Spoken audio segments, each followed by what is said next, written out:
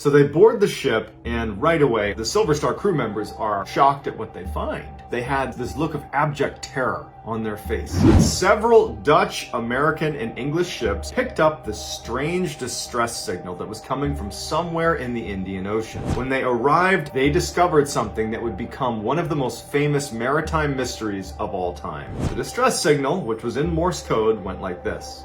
An officer, including the captain, are dead, lying in chart room and bridge. Possibly whole crew dead. Then there was a burst of indecipherable Morse code, and then it ended with 2 words. I die. One ship that heard this distress signal was the Silver Star, and with the help of other ships, they were able to triangulate the location of this distress signal, and they pinpointed a ship called the SS Ourang Medan. And so the first thing that the Silver Star does is they try to send a message back. But after numerous failed attempts, the captain of the Silver Star decides that we need to go investigate because something is obviously not right here. So the Silver Star tells all the other ships in the area that they are going to be the search party. After a couple of hours of heading straight for the Ourang Medan, they see off in the distance the ship. They knew almost immediately that this ship is dead in the water. It's just drifting. As they get closer and closer to this ship, it becomes creepier and creepier because they're looking up, and in the bridge where, the steering wheel would be, they can't make any person out. There's no one up there.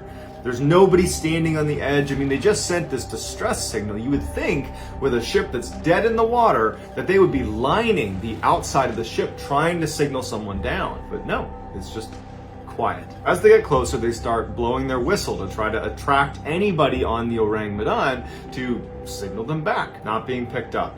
And so finally, after all these failed attempts and just the general weirdness around it, the captain of the Silver Star decides, we need to board this ship. They knew before they boarded that almost definitely they were going to find something terribly wrong. There's just too many red flags about it. They were anticipating something bad, but I don't think that they were really prepared for just how bad this was going to be. So they board the ship, and right away on deck is a number of crew members that had passed away. They were all on their back with their hands outstretched in front of them as if defending themselves from some unseen assailant above them. They had this look of abject terror on their face, as if the final moments before they died were just terrifying. And so obviously the Silver Star crew members are, shocked at what they find. So they make their way up to the bridge. Everybody's also dead in the same position. The person who had been sending out the distress signal had literally slouched over the telegraph. Like their finger was literally on the telegraph. He's the only one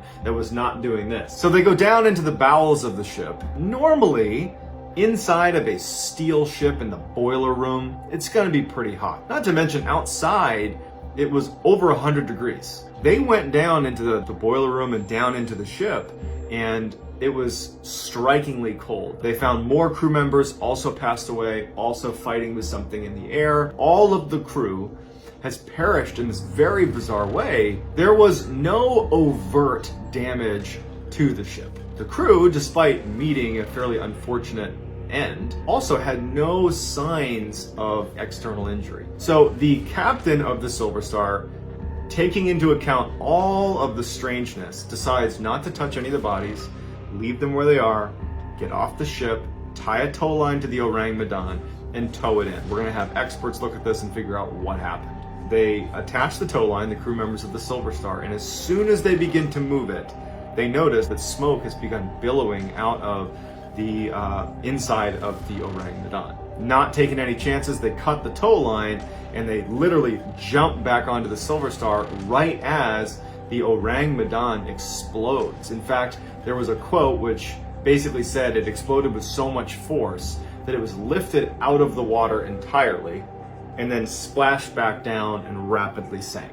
So now you have no evidence. You have the testimony of the people that were on the ship. The ship is now gone. The captain of the Silver Star and his crew just have to go back to the mainland to try to make sense of what they just saw, because you have all these people that were involved and want to know what happened, and they're like, well, let me tell you, we saw this horrible thing on board and then it exploded and it disappeared. People that believe this story is just a legend will point to the fact that there really isn't a good record of the SS Ourang Medan ever existing. There's this one very important publication called Lloyd's Shipping Registers where you would expect the Ourang Medan to be registered, but they're not. Others will say that, well, Ourang Medan translates to man of Medan, and Medan is near Sumatra, and that's where they were registered. But for those who say that this could be true, they say that, well, there's a good reason why those records don't exist, because someone's trying to cover it up.